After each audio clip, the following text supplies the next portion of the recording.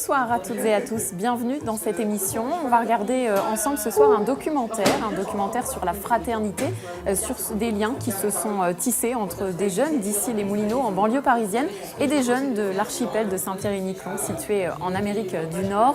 On va en parler tout de suite avec la réalisatrice Anne Dore. Bonsoir. Bonsoir Émilie. Merci d'être avec nous ce soir. Avant de regarder ce film, je voudrais qu'on revienne un peu sur l'histoire, c'est-à-dire la façon dont vous avez initié ce projet. C'est un projet dont vous avez d'abord parlé avec Stéphane Artano, le sénateur de Saint-Pierre-et-Miquelon. Vous avez construit avec la ville d'ici les Moulineaux. Pourquoi avoir choisi d'insister sur la notion de fraternité? En fait, ce qui se passait, c'est qu'on sortait d'une période où il y avait eu beaucoup d'attentats en France. Ce projet, en fait, comme tous les projets de documentaire, ça s'écrit sur la longueur.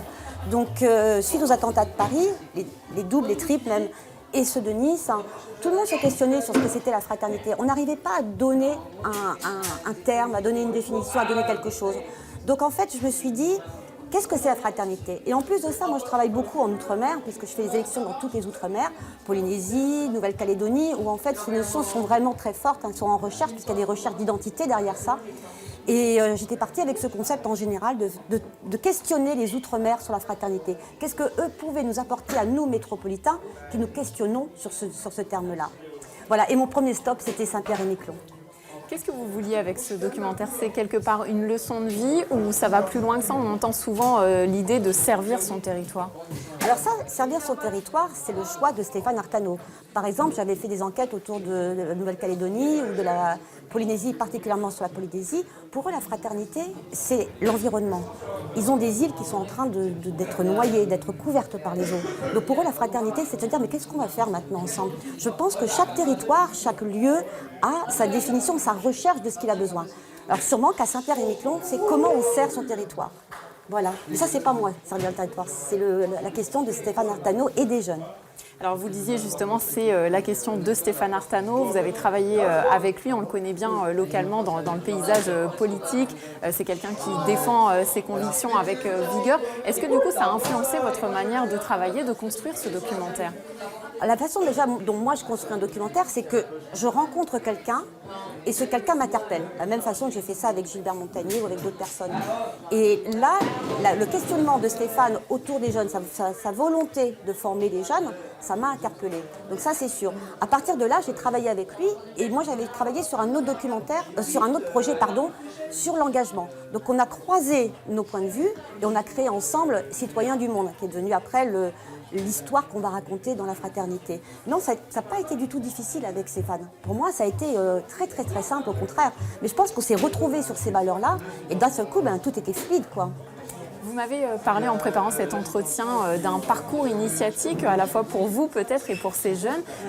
Pourquoi ce terme-là? Vous avez le sentiment que c'était difficile finalement d'aller à la rencontre de l'autre, de s'impliquer dans ce projet?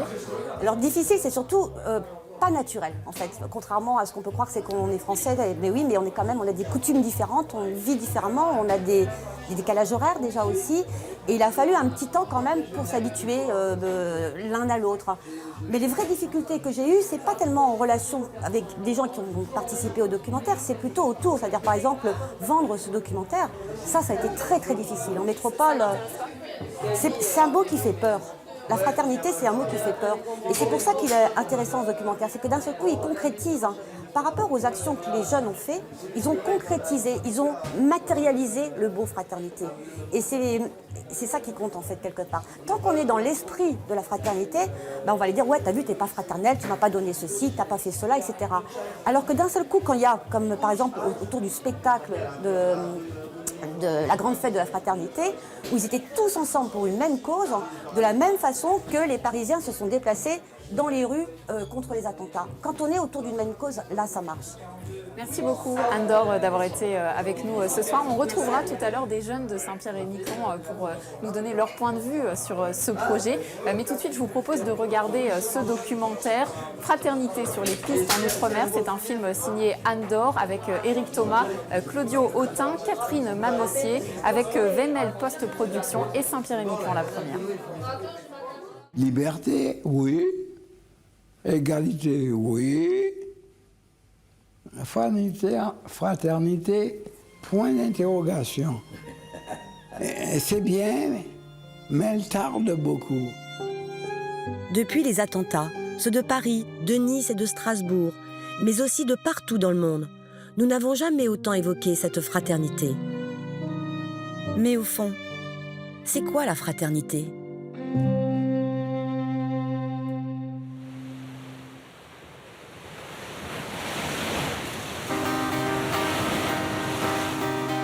Et puis elle coule, oh elle fuit les foules et puis fond parfois sur les nappes de soie, les flammes qui s'endorment, les rêves qui passionnent, les gouttes qui avancent et les hommes qui pensent de la cire sur l'eau. Coule le fleuve gelé, noie et brûle ta peau sur la cire cramée. J'ai eu envie de partir en Outre-mer pour y chercher des pistes d'inspiration. Comment reconstruire ce pilier qui semble si fragile aujourd'hui ? Comment vivre ensemble, au-delà de nos différences ? Un jour, je suis arrivée à Saint-Pierre-et-Miquelon. Ce petit archipel, isolé de 6300 habitants près de Terre-Neuve, au Canada, à 5000 km de Paris. J'ai rencontré Stéphane Artano, qui m'a parlé de son envie de créer un projet citoyen pour les ados jeunes élus. Nous l'avons développé ensemble, il s'appellera Citoyens du Monde. Notre objectif ? Former les jeunes élus du Conseil territorial de Saint-Pierre-et-Miquelon aux valeurs de la citoyenneté. Les former par l'expérience, à travers des actions et des rencontres, pour mieux leur faire ressentir ce troisième pilier de notre République, la fraternité. Je suis moi-même élu et nous venons d'installer notre deuxième conseil territorial des jeunes, le CTJ. Ils sont 18 à avoir été élus par leurs pairs, collégiens et lycéens. Je souhaite m'engager avec eux et les accompagner dans cette expérience de découverte de la citoyenneté. Le week-end suivant, nous sommes partis sur Miquelon pour réfléchir ensemble au projet qu'ils auraient envie de développer. Le monde politique est en pleine mutation, à la recherche de son sens fondamental. Oui, mais lequel ?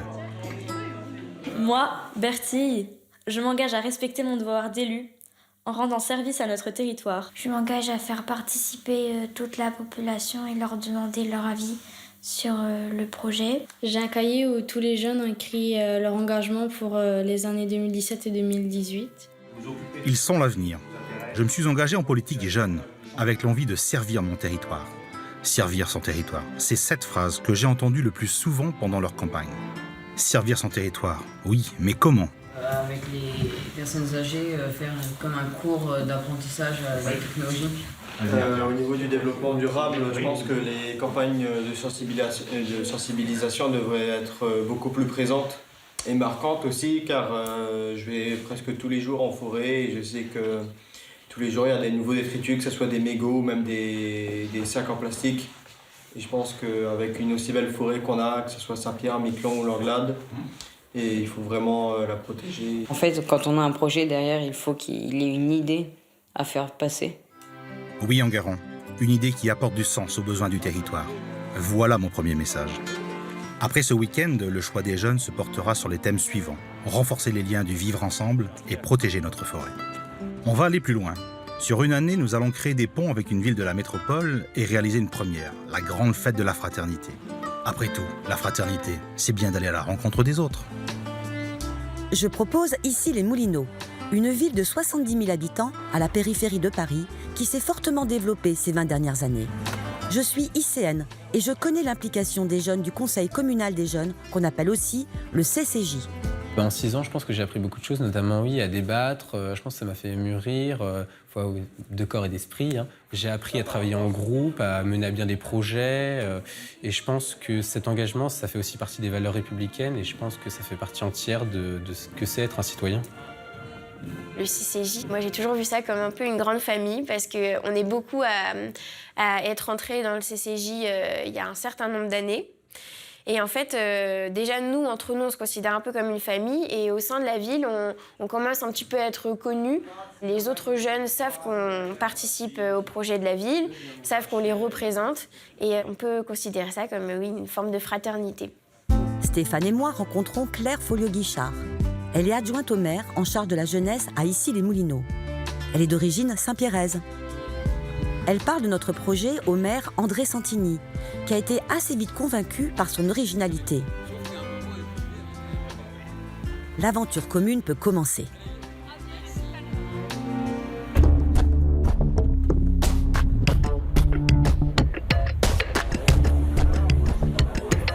Moi, je suis très impatient de voir les jeunes de Saint-Pierre-et-Miquelon parce que je voudrais discuter avec eux, voir comment eux ils voient le monde, entre guillemets, parce que c'est vrai que c'est très différent. Ils arrivent, donc on m'a dit 17h, mais on vérifiera. Leur faire découvrir notre ville, notre mode de vie, je trouve ça vraiment extraordinaire comme échange. Donc j'ai hâte qu'ils arrivent, quoi. Je suis très pressée de les rencontrer. C'est une part d'inconnu.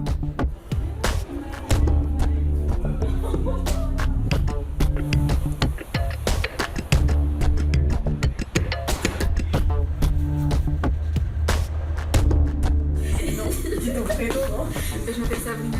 Bon, allez, présentez-vous. Moi, je m'appelle Maëlle et je suis pareil, censée communale des jeunes et je suis en seconde.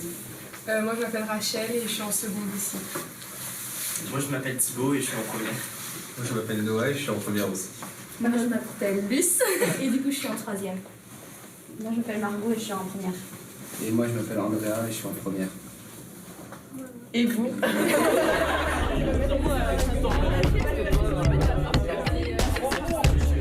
Le programme Citoyens du Monde va se dérouler principalement sous forme d'ateliers. Comment mieux faire comprendre nos 3 piliers? Ce matin, Stéphane leur réserve une petite surprise.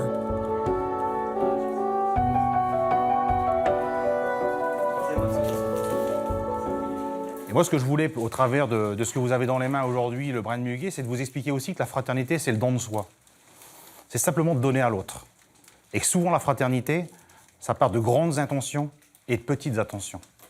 Donc là, ce que je vais vous demander de faire aujourd'hui, c'est simplement de donner à quelqu'un qui est dans la salle.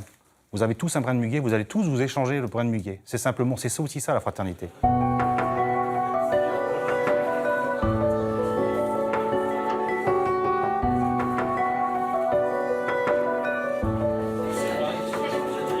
Merci. Du coup, t'en as pas? Si? Bon,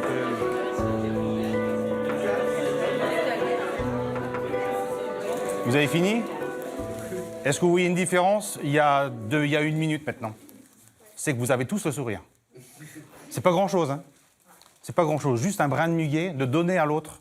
Ça peut être un brin de muguet, ça peut être une attention. Et vous rendez les gens heureux. Donc n'oubliez pas que le 1er mai, c'est aussi la journée du bonheur. Et donc je vous souhaite beaucoup de bonheur dans ces ateliers ce matin. Et travaillez bien, surtout. Et surtout dans la fraternité. Tiens, Lohan, t'as pas de brin de muguet, ce serait dommage. Ça va? Il a le sourire. C'est suffisant pour lui donner un peu de bonheur. Travaillez bien. Travaillez bien. La citoyenneté et la fraternité commencent par la reconnaissance de soi-même et de l'autre. Ce sera le sujet de nos premiers ateliers. L'idée, c'est de savoir assez rapidement les prénoms de chacun. Et il y a un petit jeu qui est très simple. Je vais donner mon prénom. Moi, je m'appelle Cédric. Et ensuite, la personne qui est à ma droite, Elisa dira Cédric et Elisa. Est-ce que tout le monde a bien compris la règle? Oui? Alors, Cédric, Elisa, Océane, Rachel, Ryan, Lilou, Thibaut, Margot, Andrea, Corentin et Maxime.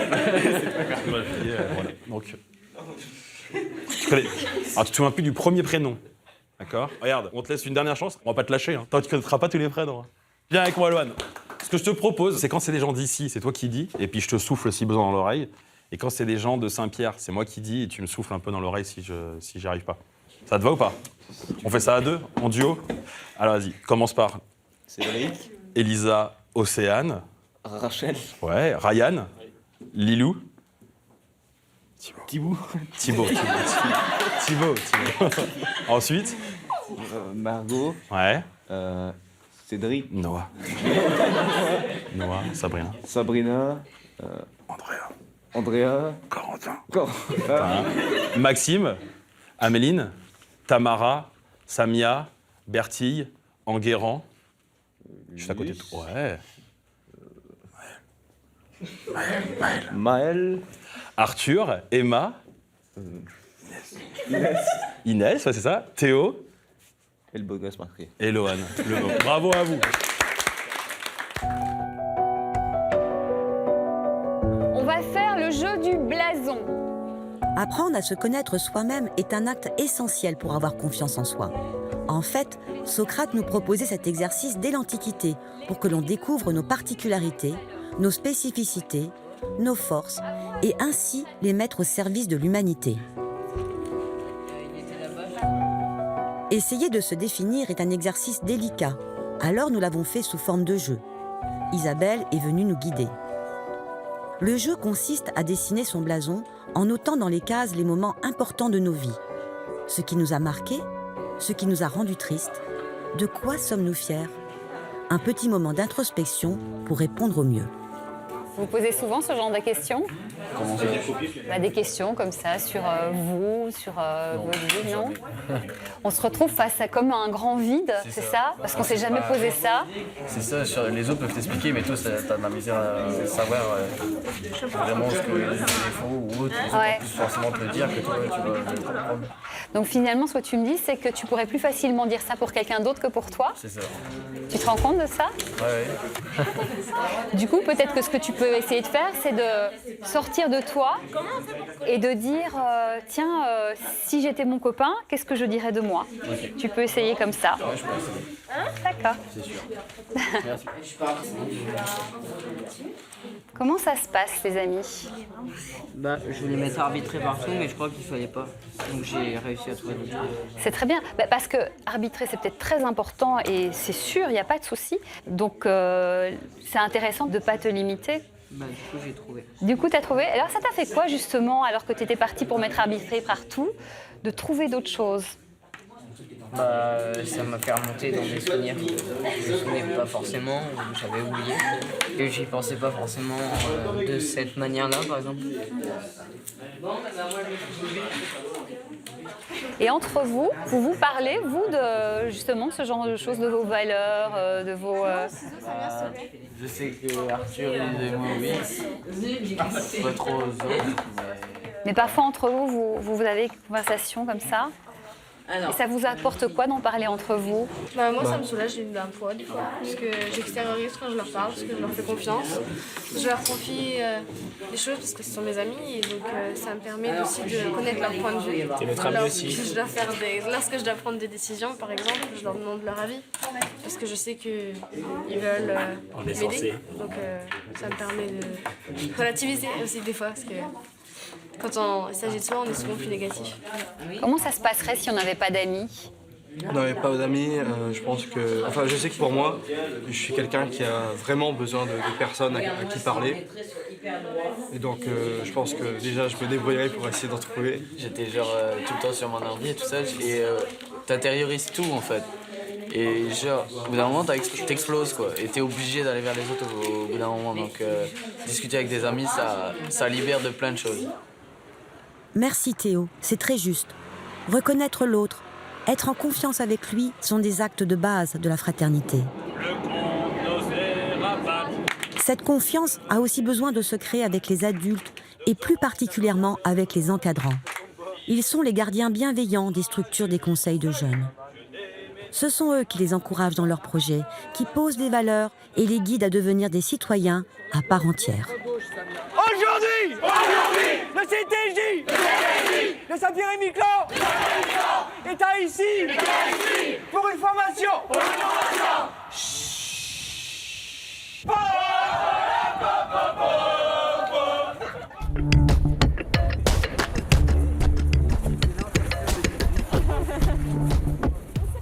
Les institutions républicaines restent quelque peu mystérieuses.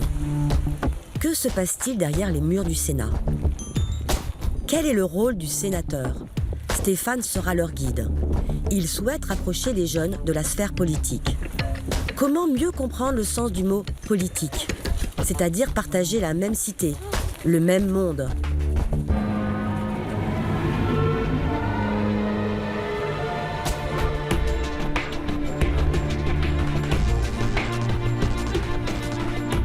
Le Sénat nous offre toute une histoire dont le sens s'explique à travers des symboles et des rituels. La force d'un rituel est de poser des attitudes qui servent à souligner quelque chose d'important, à lui donner du sens et à créer des liens. Nous avons choisi un rituel, celui de commencer nos journées en formant ensemble un cercle. Avec Stéphane, Nous l'avons fait tous les jours avec des mots différents comme la fraternité, l'engagement ou la liberté.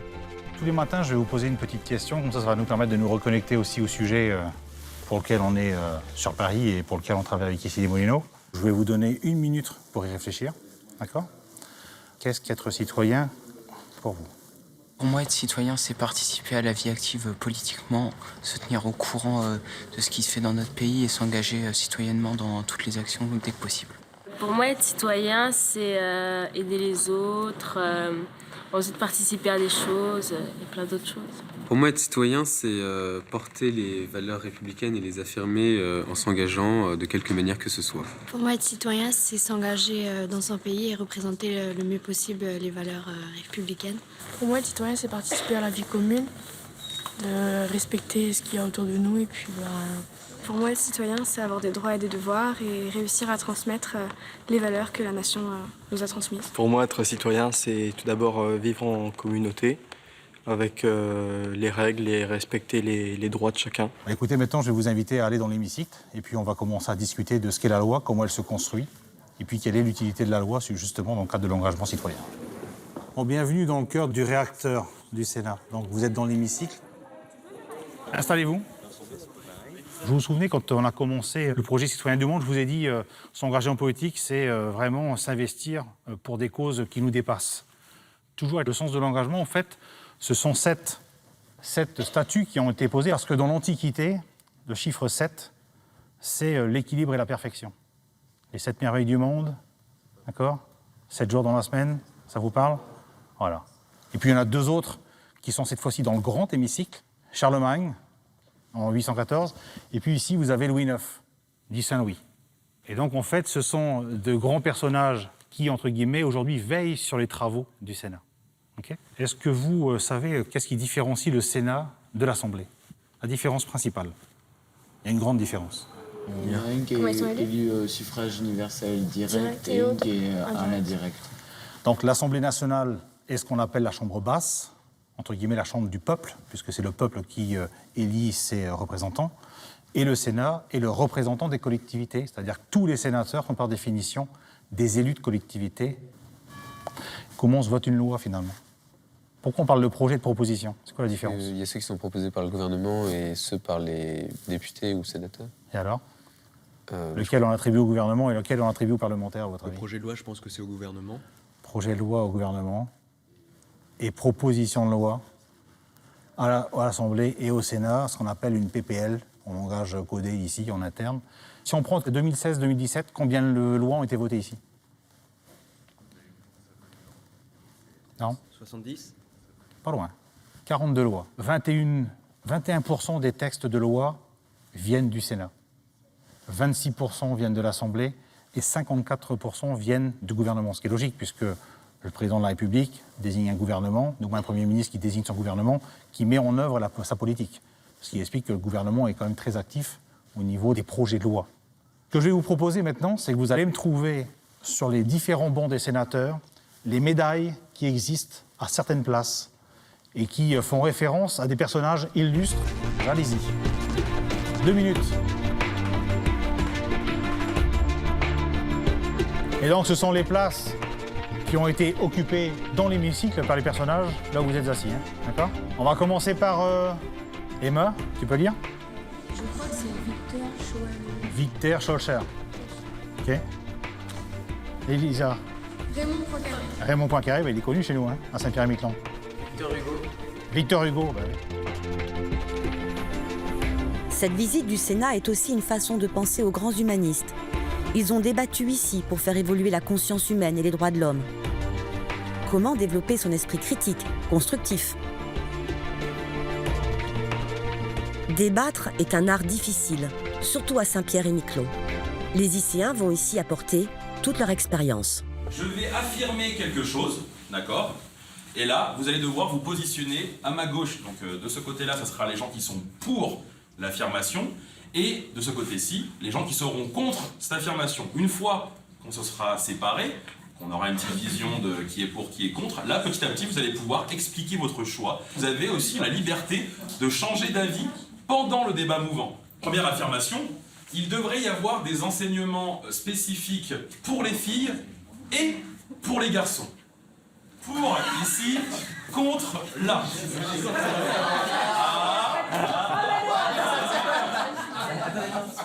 Il devrait y avoir des enseignements spécifiques, je ne précise pas forcément, pour les filles et d'autres pour les garçons. On va simplifier l'affirmation. En gros, on devrait revenir à l'école pour filles et l'école pour garçons. C'est une bonne question, ça.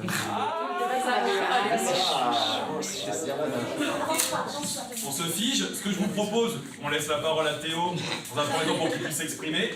C'est parti. Je suis d'accord avec vous.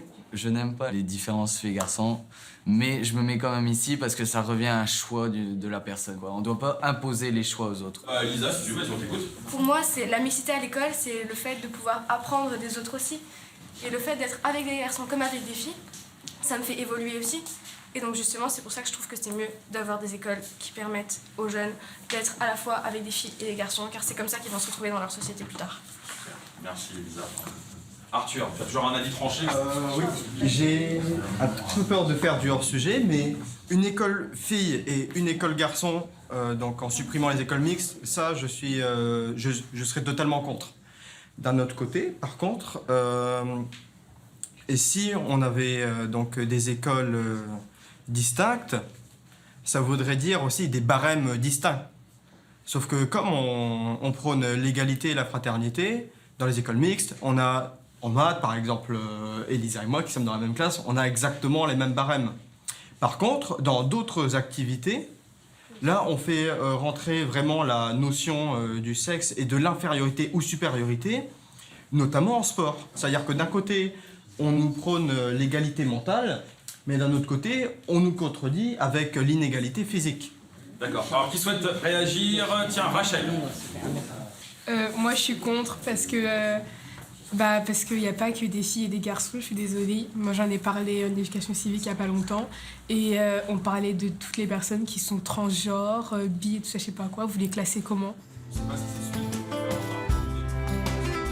pour, ici, contre, là. Je suis absolument pas d'accord. Moi, j'ai changé d'avis. Je trouve ça scandaleux. Ça n'a pas de sens. Je suis d'accord avec eux. Moi, je suis pas du tout d'accord sur le fait. Moi, je rejoins un peu l'argument d'Arthur, c'est que oui, sur certains plans, les femmes et les hommes n'ont pas les mêmes capacités, et je pense qu'en fait, il faut des classes où il n'y a que des filles, parce que dans les classes mixtes, il y a des études qui montrent que, par exemple, les professeurs encouragent plus les garçons à répondre sur certaines questions, et du coup, les filles sont en retrait. Et du coup, ça prouve que dans la société, les filles sont aussi en retrait. Donc je pense qu'il faut des classes, par exemple, qu'avec des filles qu'avec des garçons, pour apprendre aux filles, par exemple, à plus s'affirmer, à plus être présentes dans la société, et à relever les inégalités. Voilà. Tu veux exploser? Alors là, j'ai vu que ça avait créé du débat, c'est cool. Et on va donner la parole, s'il vous plaît, à Astrid.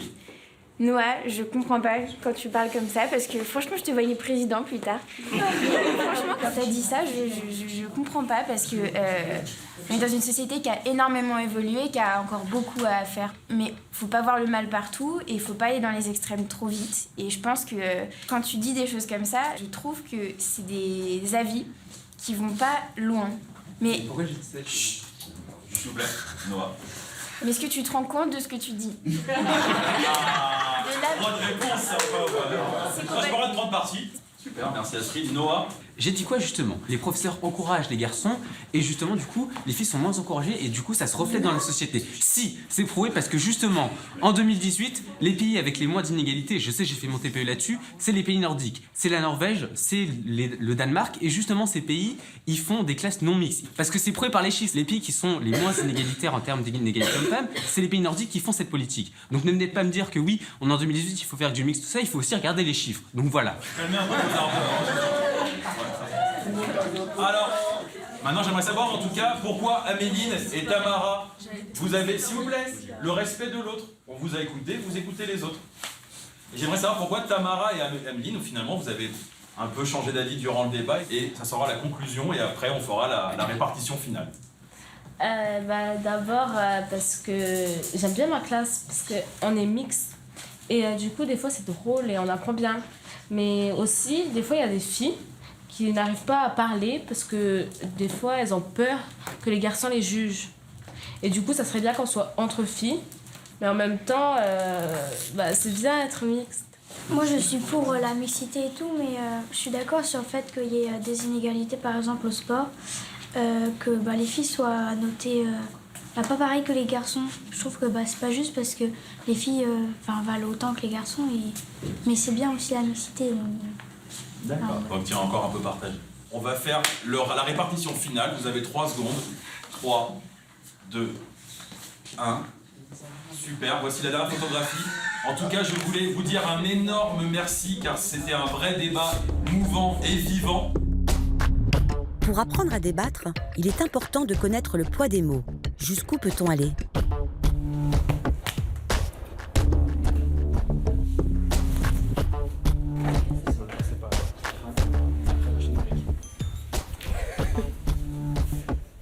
Une paire de ciseaux. Ne la lancez pas, s'il vous plaît. Concentration, les amis. Attends, je regarde comment il s'ouvre. Non. J'ai pas confiance. Ce sont des ciseaux, les amis. Hein. Ce sont des ciseaux. C'est pointu. Ça peut faire mal.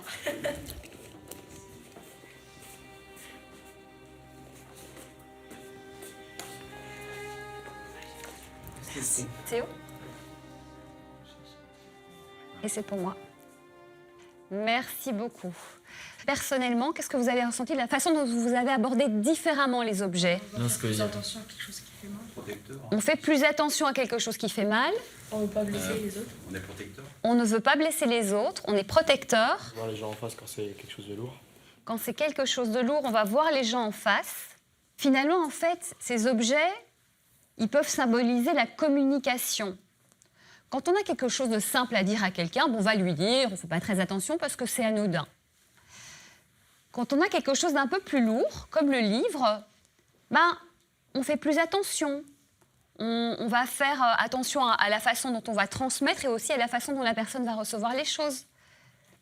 Et quand il y a quelque chose de piquant, d'agressif, qui peut vraiment faire très mal, dans la communication, si on le lance comme ça, le mot, la critique, ça peut faire très mal à la personne. Tandis que si on va lui dire, en lui disant, voilà, j'ai quelque chose qui pique pour toi, mais je vais faire attention à la façon dont je vais te le transmettre, et du coup, ça passe mieux parce que la personne, vous venez en ouverture et en gentillesse, et la personne, comme elle n'est pas agressée, elle va prendre, elle va plus écouter. Vous voyez cette image-là? Donc comment on communique, comment je fais passer mes idées, comment l'autre va les recevoir. Si vous arrivez à transmettre les choses avec bienveillance, respect, douceur, les choses, elles passeront, même quelque chose qui pique et qui fait mal. Mais l'art des mots ne suffit pas toujours à faire passer des prises de conscience. Les grands humanistes ici représentés au Panthéon ont connu des moments très difficiles.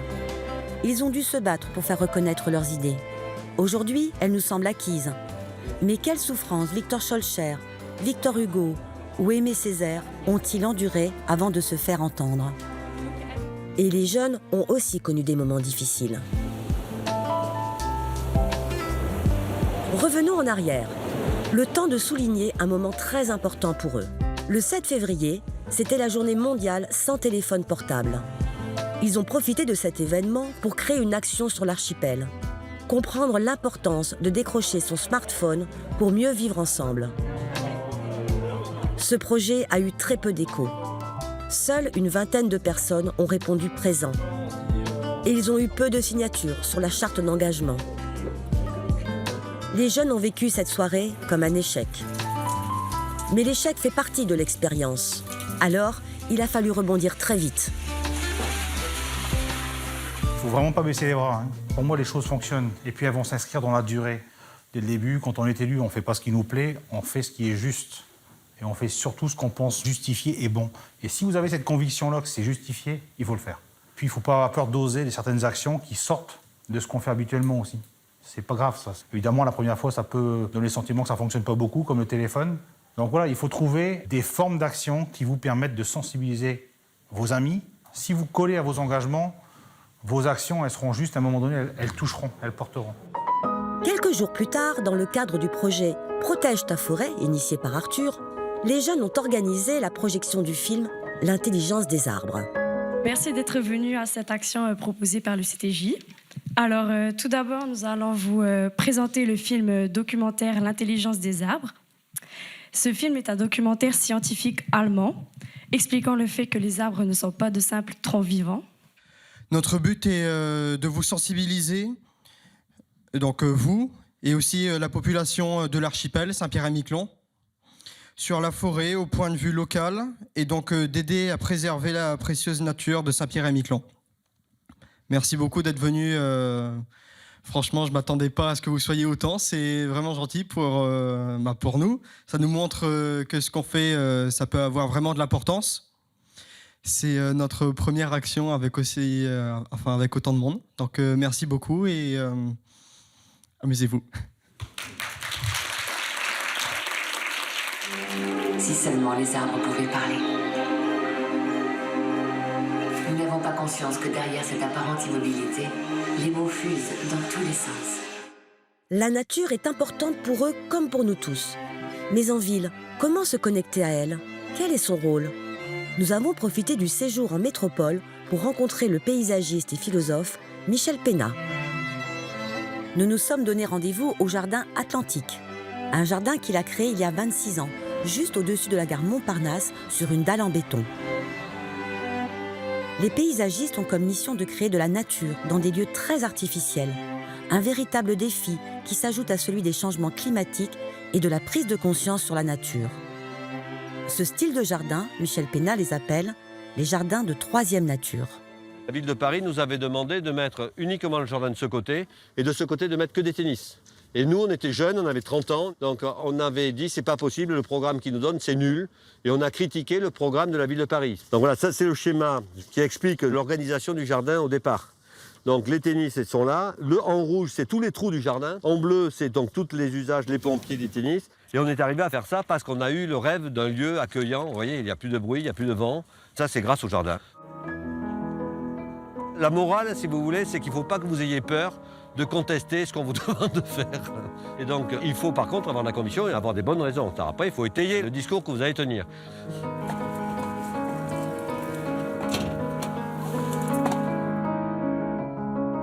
Comment réagit la ville de Paris quand vous leur avez dit que vous ne vouliez pas faire comme eux avaient dit?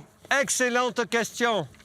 Le programme, c'est-à-dire les exigences, ils ont été faits par des techniciens de la ville, donc les voies pompiers, toutes les techniques ont été faites, mais le jury, il est politique. Et le projet d'aménagement de la planète, il est politique, il n'est pas technique. Donc il faut une volonté politique, il faut un rêve politique qui le porte. Et donc on a parlé aux politiques, on leur a dit, mais le programme qu'ont fait les techniciens, il est nul. Ils ont mis le jardin là où il y a toujours de l'ombre, ils ont enlevé l'endroit qui sera le plus agréable du jardin, les tennis ils occupent la moitié, les pompiers ils vont pouvoir faire un circuit 24 ici, mais que ça en a à foutre, les pompiers ils vont venir une fois tous les 30 ans. Donc on leur a démontré ça, et on leur a dit voilà, nous on rêve d'un jardin. Mais il faut rêver sur du bon sens, il faut rêver sur des choses concrètes, mais il ne faut pas s'empêcher de rêver.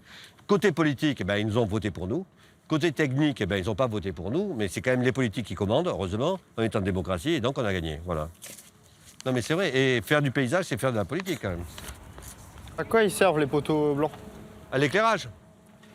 Pourquoi ils sont aussi malpropres, on va dire? Pourquoi ils sont si malpropres? Ils veulent me vexer. Non mais qui c'est le malpropre? Non, mais je veux dire,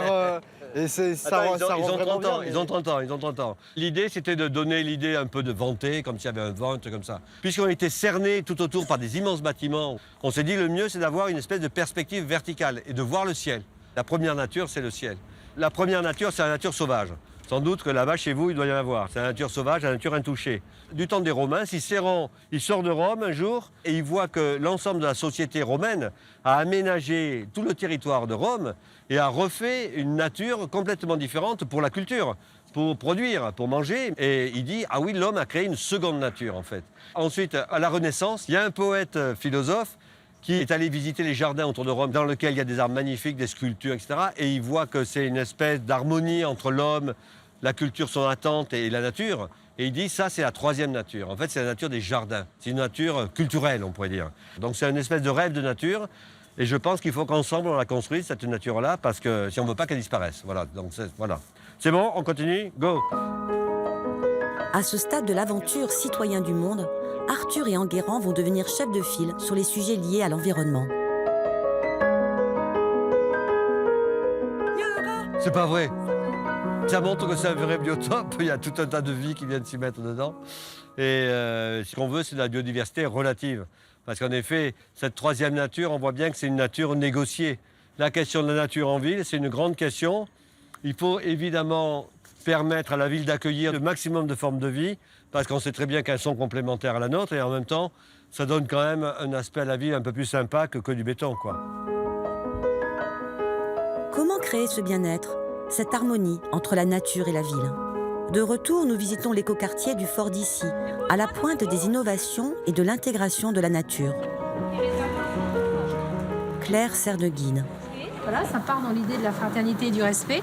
C'est un écoquartier où les gens doivent bien vivre ensemble. Et les piétons, les voitures roulent doucement, s'arrêtent quand les enfants doivent traverser. Ça faisait partie du concept de l'écoquartier également.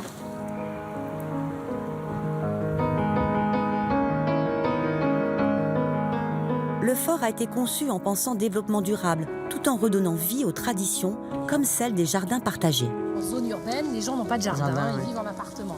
Pour 50 € d'abonnement annuel, tu as une parcelle à gérer.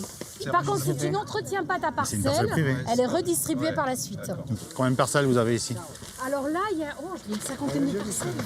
Il n'y a aucun pesticide. Et au bout, vous avez des ruches à miel. Tu vois, les ruches, elles sont en bois au fond là-bas. Tu vois, les ruches à miel. Il faut aussi expliquer que les insectes ont aussi un rôle dans les cultures. Hein. Surtout les abeilles. C'est très très bon. Qu'est-ce qui te plaît? En fait, l'ambiance calme du... Ouais, c'est bien. Pourquoi ils ont mis autant de verdure, à votre avis? Parce que c'est un écoquartier. Ça apaise, je pense. Ouais, ça apaise. Bonsoir, monsieur le maire. Bonsoir, monsieur le sénateur. Avec Arthur, nous allons donc parler de notre perception de la ville d'Issy-les-Moulineaux. Les parcs ont tous des arbres. Il y a un écoquartier qui mélange très bien la nature et l'urbanisation et qui possède un jardin collectif ouvert à tous. La ville est vraiment dynamique grâce à des installations modernes, comme dans votre écoquartier avec par exemple la géothermie pour donc chauffer l'eau, les poubelles aspirantes qui pour moi étaient une première, je ne savais pas du tout que ça existait. Mais aussi au niveau des complexes sportifs, les blocs connectés au niveau du skatepark, donc qui donnent des informations pour appeler les urgences ou aussi d'autres informations complémentaires. À la fin du séjour, les jeunes ensemble ont fait un compte-rendu à l'hôtel de ville devant le maire André Santini, le sénateur Stéphane Artano et d'autres personnalités concernées par la jeunesse et la citoyenneté. Un moment particulier pour entendre leurs impressions. Et maintenant, nous allons avoir les regards croisés d'une jeunesse par Emma et Océane de Saint-Pierre-et-Miquelon et Rachel et Thibault d'Issy-les-Moulineaux.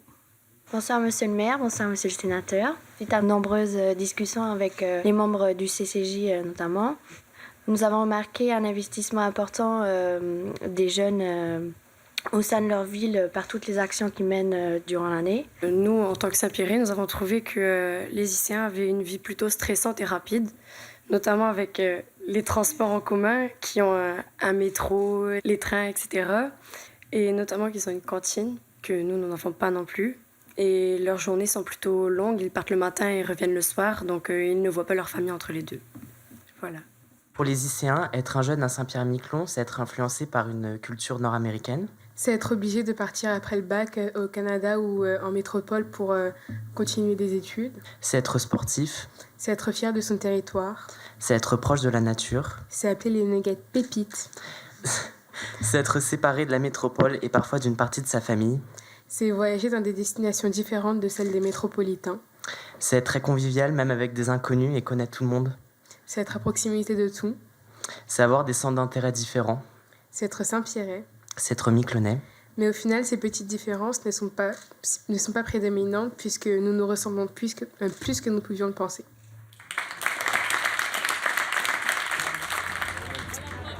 La première partie du programme Citoyens du Monde s'achève. C'est l'heure des au revoir. L'heure a sonné. Avec la promesse de se retrouver en octobre à Saint-Pierre-et-Miquelon et de mettre en place cette première fête de la fraternité entre un territoire des Outre-mer et une ville de la métropole. Pendant les mois qui ont séparé nos jeunes, les actions ont continué de part et d'autre de l'Atlantique. Arthur, Enguerrand, Bertie et Lohan réalisent une campagne de sensibilisation sur le projet « Protège ta forêt ». Je suis choqué par la pollution dans le monde, par la dégradation des espaces naturels et par le manque de respect de la Terre. J'ai l'impression que je ne peux rien faire. Mais quelque chose me dit que si nous changeons notre comportement, nous pouvons tous agir. Alors ensemble, agissons. Imagine le monde que l'on peut créer ensemble. La campagne a été diffusée tout l'été à Saint-Pierre-et-Miquelon. Emma, tout comme Lilou, devient la marraine d'un des nouveaux ferries. Pour moi, c'est une fierté aussi, parce qu'ici, on est beaucoup attaché à la pêche. Mes grands-parents viennent de la pêche, donc le fait d'être marraine d'un bateau, c'est symbolique. Merci infiniment. Merci beaucoup.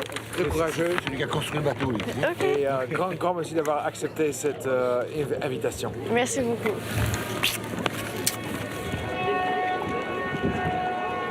Bonjour à tous, monsieur le maire. À Issy-les-Moulineaux, Luce ose se lancer dans un discours d'inauguration devant le maire André Santini. Et initiatives sur la ville sont donc très diversifiées. Il nous fallait donc signer cette initiative du skatepark, le symbole d'une ville qui donne la possibilité à sa jeunesse de la transformer, d'être acteur de son évolution. Alors, vous avez réussi le skatepark, il faut réussir le reste maintenant. À bientôt. Oui, merci.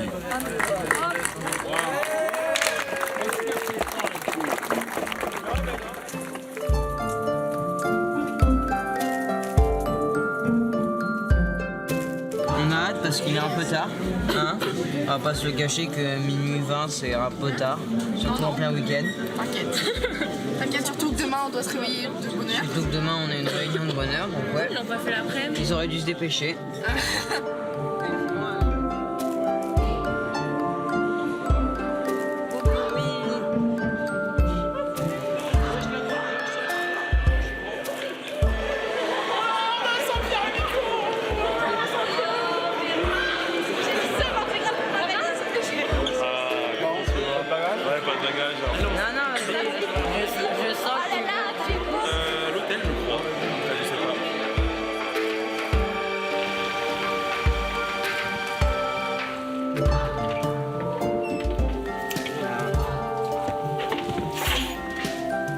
En haut, il y a la chambre donc, des enfants et en bas, ce sera ta chambre.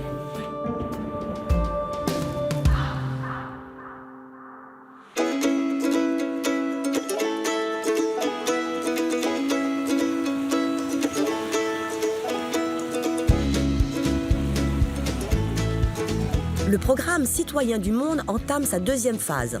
C'est le moment pour les Icéens de découvrir la nature sauvage de l'archipel, de l'île aux Marins à Miquelon.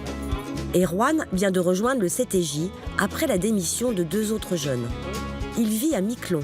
Il aime sa nature qu'il sent en danger. Il l'immortalise dans de très jolies photos. Il ne connaît pas très bien encore ses collègues du CTJ qui sont pour la plupart à Saint-Pierre. Il a préparé la visite de son île avec ses amis de classe, Benjamin et Lucas. Bienvenue à l'école du Socle, à Miquelon, en ce temps ensoleillé. Ici, on est 84 en tout, en comptant la maternelle, les primaires et le collège, et 27 au collège. Et dans votre classe, vous êtes combien 6.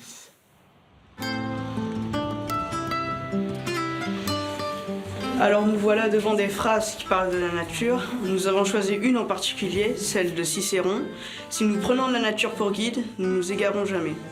Cette phrase, gros sont développés, veut dire que si nous suivons les règles de la nature, l'espèce humaine perpétuera à jamais, pendant des millénaires.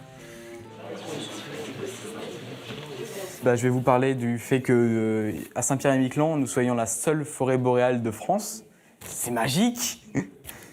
Et donc, c'est composé principalement de sapins divers et variés et de fougères. Et donc ici, il faut aussi que je vous parle d'un fruit qui pousse principalement dans les pays nordiques. C'est la platte-bière. Normalement, ça ressemble à une mûre, mais c'est orange, dont vous pouvez sentir juste là. Et donc, il y a plusieurs mammifères terrestres à Miquelon, du type le cerf de Virginie. Si vous croisez un chasseur, il va sûrement dire le chevreuil, mais ce n'est pas un chevreuil, c'est un cerf de Virginie. Ici, j'aimerais vous parler du pluvier siffleur, qui est là-bas. Alors, c'est un petit oiseau de la taille d'un moineau à peu près. C'est un oiseau protégé, et si je veux vous parler de lui, c'est uniquement parce qu'il est en voie de disparition. Parce que souvent, son milieu de nidification, qui est la plage, est beaucoup perturbé par les marcheurs ou autres personnes qui ne s'en rendent même pas compte. Donc il est aussi perturbé par, vous savez sûrement, le réchauffement climatique fait que la montée des eaux arrive. Donc ici, vous avez pu remarquer qu'on était quand même assez proche de l'océan. Et donc vous verrez tout ça dans quelques années, si on continue à polluer, et, etc. comme ça, ça finira par disparaître.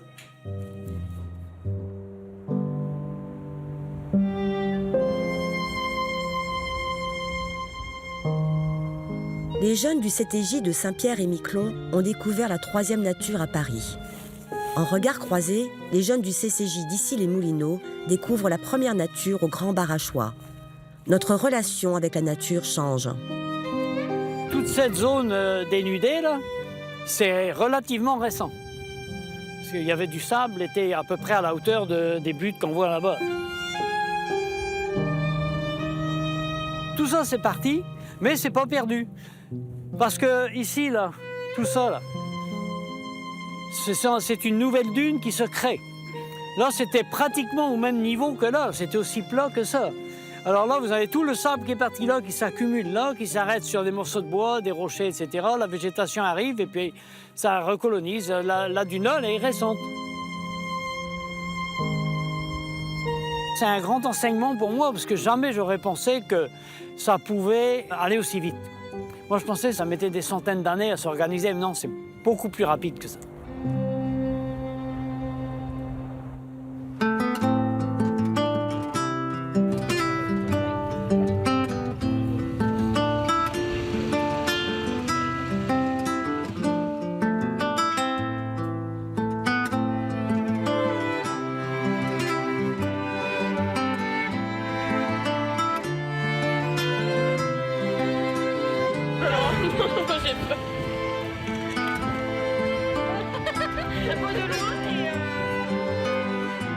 Et donc après ces 2 jours constitués de visites, entre autres avec la présentation qu'on vous a faite de la MNE et la marche jusqu'à l'observatoire, comment tu as trouvé ça? Qu'est-ce que tu as aimé? Je trouve ça très beau comme île. Enfin, en tout cas, les petites maisons colorées, tout ça, c'est très mignon. Et j'ai beaucoup aimé le fait d'être directement avec la nature et de voir comment est-ce qu'elle change. Et de pouvoir aussi, moi, être toute seule, entourée de rien. J'ai pas l'habitude, moi. Il y a toujours des gens autour de moi, ou soit des voitures, soit des habitations. Donc là, ça m'a permis de prendre un grand bol d'air frais et c'était cool. Ça te change du milieu urbain? Bah oui, moi j'habite dans une ville avec 70 000 personnes et j'habite dans un immeuble de 15 étages, donc forcément là, avoir plein de petites maisons et plein de nature, ça fait bizarre. Ici, c'est à l'homme de s'habituer à la nature et pas l'inverse. Moi, je sais qu'on réfléchit pas mal à des plans de comment mettre plus d'arbres en ville ou ce genre de choses, et là, c'est l'inverse, c'est comment vous vous adaptez à la nature. Le programme Citoyens du Monde touche à sa fin. Les jeunes vont avoir 3 jours pour réaliser la grande fête de la fraternité. Pour vous rappeler un petit peu ce que c'est que la grande fête de la fraternité, c'est avant tout, comme disait Anne, votre histoire. On va raconter votre histoire en spectacle. Mais ça veut dire que pour que ça fonctionne, il faut que vous soyez présents sur ce spectacle. Il faut que vous participiez, il faut que vous vous engagiez, c'est-à-dire toutes les valeurs que vous défendez tous, que ce soit sur le territoire ou à Issy-les-Moulineaux, sur l'engagement. Le terme de la fraternité, je l'ai mieux compris depuis le début du mandat, parce que avec les définitions que vous en avez données les adultes, ce que nous on en a donné nous-mêmes, en fait, ça nous fait tous réfléchir. Et ce qu'on veut, on voit, on vit, en fait, c'est ça la fraternité. C'est un spectacle qu'on doit faire ensemble, parce qu'on pourra faire ce qu'on voudra. Si c'est votre histoire, il n'y a que vous qui pourrez la raconter aussi bien que vous. Alors c'est sûr qu'on a toujours un petit peu peur sur le spectacle, on a toujours tendance à dire « mais je ne sais pas faire grand-chose, j'ose pas, je suis timide, oh, il va falloir que je monte sur scène, il va falloir que j'aille voir les gens, il va falloir que je parle avec les gens ». Oui, c'est parce que vous allez arriver à dépasser ce petit stade de timidité tout à fait normal. Donc la peur, c'est quelque chose qui existe, mais dont il va falloir dépasser.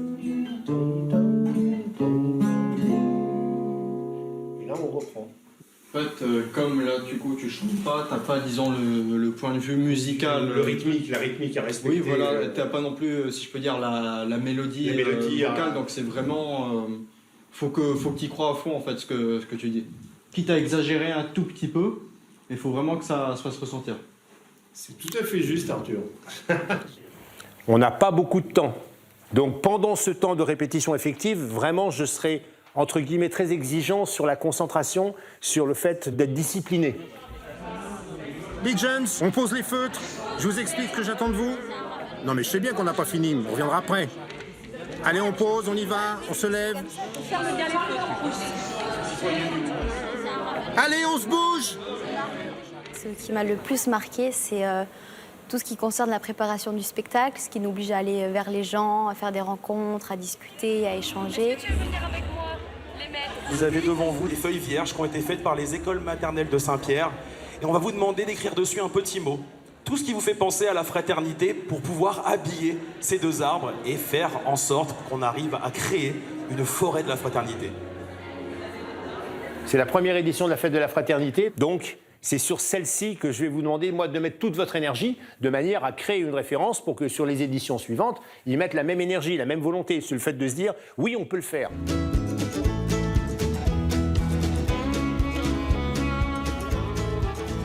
Honnêtement, le spectacle, quand on nous l'a présenté de ça, j'étais pas pour, entre guillemets, et je le voyais mal. Et quand j'ai vu les répétitions et ce qu'on avait fait, bah, waouh. À quoi sert une chanson si elle est désarmée? Me disaient des Chiliens, bras ouverts, poings serrés, comme une langue ancienne qu'on voudrait massacrer. Je veux être utile à vivre et à rêver. Dans n'importe quel quartier d'une nulle perdue, je veux être utile à ceux qui m'ont aimé, à ceux qui m'aimeront.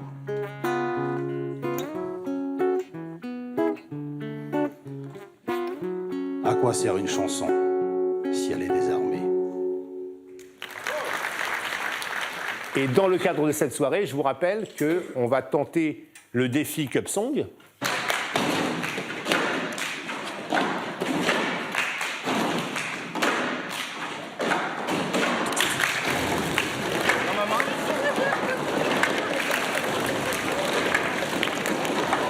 Ce qui m'a marqué, c'est l'union entre les deux territoires et l'amitié qui s'est créée entre Issy-les-Moulineaux et Saint-Pierre-et-Miquelon. Et le spectacle a fait que renforcer cette amitié entre deux territoires, un d'outre-mer et un métropolitain. Ce qu'on a vécu, c'est quelque chose qui est inimaginable. Et je pense que dans ma vie, je vais jamais revivre quelque chose d'aussi intense et d'aussi génial. Apprendre à se détacher du regard des autres. Pour Théo, Maël ou Noah, la force de l'amitié. Pour Arthur, Enguerrand ou Luce, l'importance de notre lien avec la nature. Et pour tous, cette aventure aura été une question de cœur. Quant à moi, l'aventure se termine ici. Je m'apprêtais à partir au moment où je reçois des jeunes de Saint-Pierre-et-Miquelon cette vidéo en cadeau. Coucou Anne, j'espère que t'es pas trop triste de partir. C'est juste pour te dire que j'ai appris beaucoup de choses grâce à toi avec le CTJ, que en plus tu m'as appris à prendre confiance en moi grâce à tes conseils. Tu nous as permis de grandir et vraiment on voulait te remercier pour ça. Tu nous as permis de partir en France et c'était vraiment une expérience inoubliable. On a appris plein de choses, on a fait des rencontres merveilleuses. Grâce à toi, on aura un très beau souvenir de cette aventure et on pourra montrer à tout le monde ce que c'est que la fraternité et tout ce qu'on a pu faire pendant ce mandat. Et on te remercie encore pour nous avoir aidés à grandir et pour nous avoir suivis pendant toute une année, même s'il y a des fois tu nous as embêtés parce qu'il fallait qu'on la refasse. Ça a été super, très enrichissant et vraiment, on a adoré quoi. Alors Anne, je voulais juste te dire un grand merci pour tout ce que tu as fait cette année et gros bisous. Je voulais te remercier et te souhaiter bon retour chez toi. Et merci d'avoir réussi à nous ouvrir ton cœur dès les premiers jours. Et je pense que vous allez beaucoup nous manquer. Car tu nous as appris plein de choses. À être plus mature, à avoir plus d'union entre nous. Et franchement, c'était super. Je sais que grâce à toi, j'ai pu améliorer beaucoup de choses chez moi. Et j'ai enfin compris ce que c'était que la rigueur et réussir à comprendre les gens, avoir plusieurs points de vue. Et merci de m'avoir soutenu à chaque fois et d'avoir apporté tout cet amour à nous et à moi. Et franchement, merci énormément pour tout ce que tu as fait. On se retrouve après ce documentaire intitulé Fraternité sur les pistes en Outre-mer en compagnie de 3 jeunes de Saint-Pierre-et-Miquelon, 3 jeunes que l'on a découverts dans ce film, Emma, Enguerrand et Arthur. Bonsoir. Bonsoir. Merci à vous d'être avec nous ce soir. D'abord, on a envie de vous demander, après avoir vu ce film, ce que vous retenez, vous, de l'expérience. Moi, je retiens plein de belles choses parce que ça nous a appris des choses formidables. On a rencontré des personnes merveilleuses.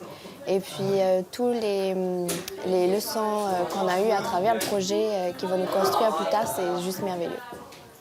C'est la même chose pour vous? Surtout des rencontres qu'on a liées donc avec les lycéens lors des voyages, mais aussi avec les adultes, comme Anne-Dore, réalisatrice du projet, et les encadrants de ici les Moulineaux. Il y a eu beaucoup de liens créés avec jeunes comme adultes.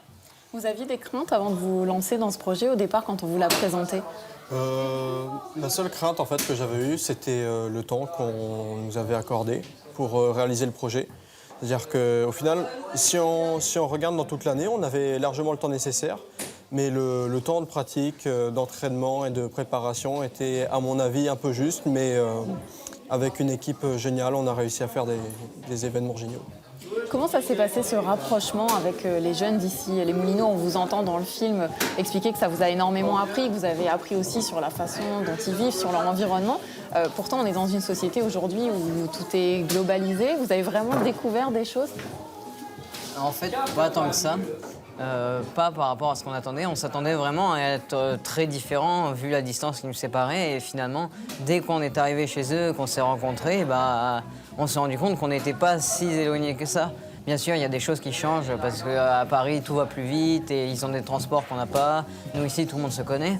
Mais les points en généraux, ce qui nous concerne, vraiment, on a tous les mêmes problèmes et tous les mêmes centres d'intérêt. Une des choses qui vous a vraiment rapproché, c'est l'environnement. Comment vous expliquez que c'est vraiment ce thème-là qui a pris?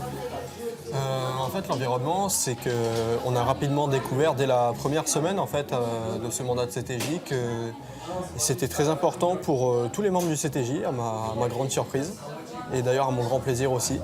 Et donc, si on est une bonne équipe de jeunes avec une très bonne équipe autour qui s'acharnent sur un même sujet, en fait, on peut aller très loin.